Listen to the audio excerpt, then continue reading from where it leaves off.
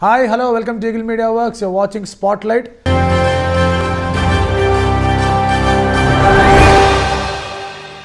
ఇప్పుడు మేము ఈ ఎపిసోడ్లో ఈ స్పాట్లైట్ ఎపిసోడ్లో సీనియర్ మోస్ట్ నాయకులు అలాగే మాజీ ముఖ్యమంత్రి నాదెండ్ల భాస్కరరావు గారితో ఉన్నాం. ఆయనతో మాట్లాడుతున్నాం. నమస్కారం సార్. నమస్కారం సార్, ముందుగా మీ యొక్క రాజకీయ చరిత్రను పక్కన పెడితే కనుక నాదెండ్ల మనోహర్ గారు ఒక ప్రోగ్రెస్ చూస్తుంటే, ఆయన ఒక ఇన్వాల్వ్ అవుతుండడం చూస్తుంటే, ఒక ఎలీట్ నాయకుడిగా ఆయన ఒక పనితీరు చూస్తుంటే కనుక ఎట్లా అనిపిస్తుంది మీకు? As a father I will be happy that as a speaker he has done well. Right. He has good name as a speaker. Country అంతా కూడా చూసింది.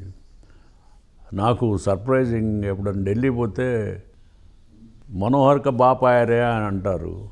అది చూసినప్పుడు నవ్వు వస్తూ ఉంటుంది. అక్కడ పార్లమెంట్లో ఆఫీసర్స్ వాళ్ళు మనోహర్క అంటే అంత బాగా అవన్నీ చూశారనమాట. ఆ టెలివిజన్లో చూసి అతని పర్ఫార్మెన్స్ అది దే లైక్ ఇట్. అండ్ అలాగే ఇప్పుడు చూసుకుంటే సార్, మనోహర్ గారు ఒక అప్పీల్ కూడా ఒక బాగా ఎడ్యుకేటెడ్ క్లాస్ వాళ్ళకి బాగా ఒక మంచి లీడర్ అని చెప్పేసి, మంచి నాయకుడు అని చెప్పేసి ఒక మంచి రెప్యుటేషన్ ఉంది. మాసెస్ కనెక్ట్ గురించి మీరేమంటారు? Is a polished politician. ఎవరిని అసభ్యంగా మాట్లాడటం, తక్కువ చేసి మాట్లాడటం అలాంటివి చేయడు అతను. అతని లిమిట్స్ అతనికి తెలుసు. అది మీతో ఎప్పుడన్నా రాజకీయంగా డిస్కషన్స్ కానివ్వండి ఏమైనా అవుతూ ఉంటే? అవసరమైనప్పుడు మాట్లాడుకుంటాం, కానీ ఫ్రీక్వెంట్గా ఎక్కువగా అవసరంలా. ఎందుకంటే అతను himself is equipped well. Right. And అలాగే సార్, ఇప్పుడున్న రాజకీయ పరిస్థితులు చూసుకుంటే కనుక డెఫినెట్లీ మీ యొక్క ఐ అనేది ప్రతి ఒక్క రాజకీయ డెవలప్మెంట్ మీద కూడా ఉంటూ ఉంటుంది. సో మీ యొక్క ఎక్స్పీరియన్స్ ప్రకారం చెప్పండి, ఆంధ్రప్రదేశ్ అనే ఒక బేబీ ఎలాగైతే రాష్ట్ర విభజన తర్వాత ఉండిందో ఎటువంటి డెవలప్మెంట్ అనేది జరిగిందంటారు? అండ్ ఈ యొక్క 4.5 years ఒక టీడీపీ ప్రభుత్వ రూల్తో మీరు ఎంతవరకు సాటిస్ఫైడ్గా ఉన్నారు?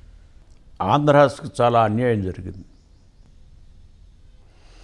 తెలుగు వాళ్ళంతా ఒకటిగా ఉండాలి అని, తెలుగు వాళ్ళంతా ఒకటిగా కలవాలి అని చెప్పి ఆ రోజుల్లో బూరుగుల రామకృష్ణరావు గారు, రావి నారాయణ రెడ్డి గారు, మేము కుర్రాళ్ళం ఇక్కడ చదువుకుంటూ ఉన్నాం, అంతా కూడా కావాలని విషయాలందరినీ ఏర్పాటు చేయాలని చెప్పని మేము ఉద్యమాలు చేసాం. కమ్యూనిస్ట్ పార్టీలు కూడా కలిసి చేసాయి. అవి చూసి మన తెలుగు వాళ్ళంతా ఏకమయ్యారని సంతోషపడ్డాం.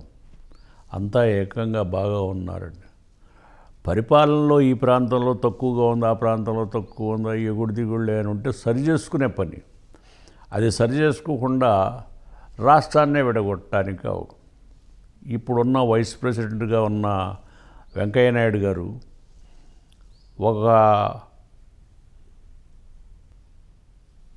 ఒక ఓటు 2 రాష్ట్రాలు అని కాకినాడలో రిజల్యూషన్ పాస్ చేయించుకుని తెచ్చి దీనికి బీజాలు నాటాడు.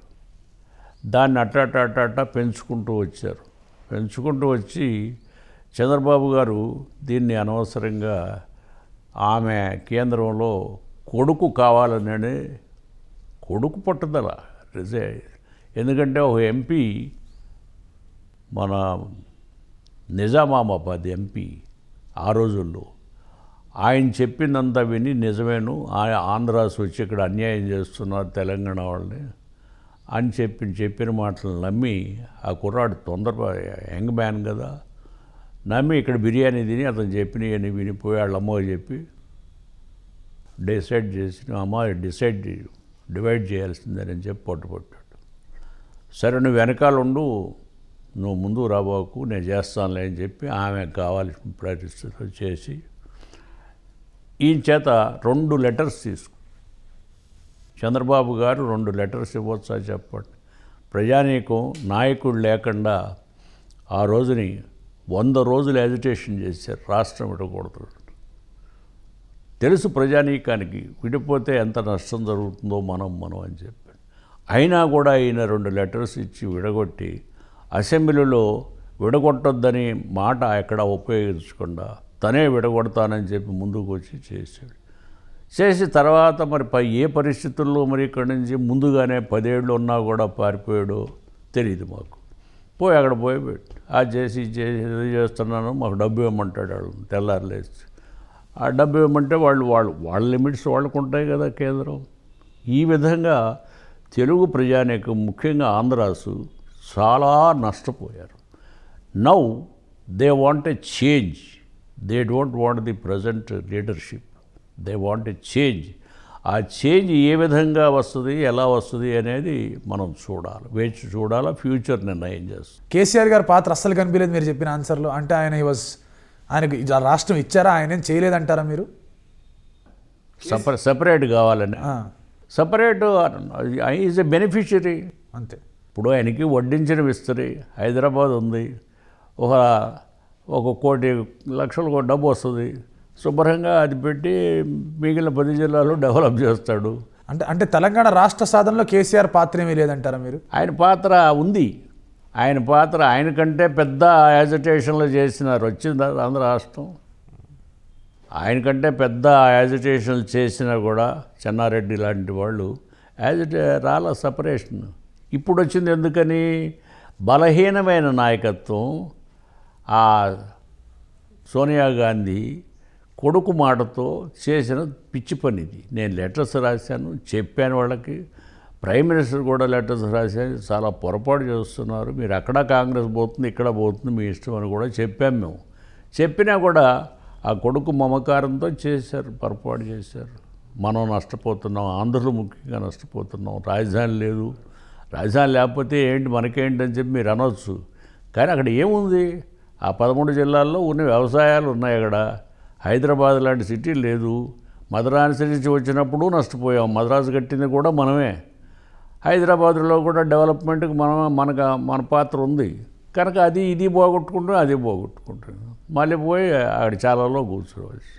సో అలాంటి ఒక మద్రాస్ లాంటి హైదరాబాద్ లాంటి సిటీ ఆంధ్రప్రదేశ్లో కట్టాలంటే డెఫినెట్గా టైం అనేది పడుతుంది కదా సార్? అది ఇప్పుడెట్ట వస్తుంది? ఇది 4000 సంవత్సరాలు, 400 సంవత్సరాల నాటిది ఇది. అది ఎట్లా? అది సాధ్యపడదు. ఇలాంటిదే కట్టుకోవాలని ఏమి కోరిక కాదు నేను చెప్పేది. కలిసి ఉండాలి తెలుగు వాళ్ళంతా, ఒక జాతి. ఈ జాతి అంతా ఒకటిగా ఉంటే బాగా ఉండేదని చెప్పి ఆలోచన చేసి ఆ రోజున ఉద్యమాలు చేసాం. ఆ ఉద్యమాల్లో పెద్దవాళ్ళంతా మంచి ఉద్దేశంతో, నాకు అవసరం లేదు ముఖ్యమంత్రి బూరుగుల రామకృష్ణరావు గారు, నాకు అవసరం లేదు, ఆంధ్రాసే తీసుకోండి చీఫ్ మినిస్టర్ అని చెప్పి సంజీవ్ రెడ్డి గారికి ఇచ్చాడు.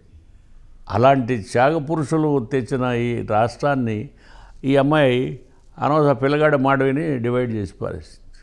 ఇన్ఎక్స్పీరియన్స్, తొందరపడి. ఏం ఉద్యమం చేశారు ఇక్కడ? రైలు ఆపటమో లేకపోతే పిల్లలు 4 రాళ్ళు వేస్తాను ఉద్యమా? అదేనా? దాంతోనే రాష్ట్రం ఎడగొట్టేస్తామా? అంటే ఆత్మ బలిదానాలు కూడా జరిగాయి కదండి, స్టూడెంట్స్ ఆత్మ బలిదానాలు కూడా జరిగాయి కదండి.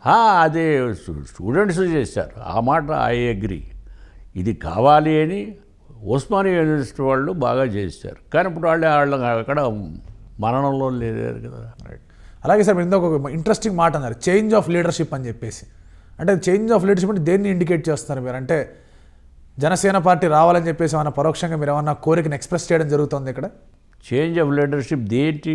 ఆంధ్రప్రదేశ్ గవర్నెన్స్లో చేంజ్ ఆఫ్ లీడర్షిప్ అని ఇందాక మాట అన్నారు కదండి మీరు. అది చేంజ్ ఆఫ్ లీడర్షిప్, చేంజ్ కావాలి. ఇప్పుడు ప్రస్తుతం ఉన్న పరిస్థితుల్లో ఉన్న నాయకత్వం వాళ్ళకి తృప్తిగా లేదు అని జనానికి, ఇక్కడ వస్తున్న వాళ్ళు నాకు చెప్తున్నది. నేను ఇంకా జనంలో వస్తాను, రేపు సంక్రాంతి దాటిన దాకా జనంలోకి వస్తాను. కనుక ఇక్కడ నాకు చెప్తున్న వాళ్ళంతా ఏంటంటే చాలా అసంతృప్తి ఉంది ప్రజానీకంలో. చేంజ్ కోరుతున్నారో ఆ చేంజ్ ఎట్లా వస్తుందో తెలియదు. రైట్. సో మీరు ఏదన్నా పార్టీకి ఏమైనా సపోర్ట్ చేసి ఏమన్నా నేను ఏ పార్టీలో లేను ఇప్పుడు.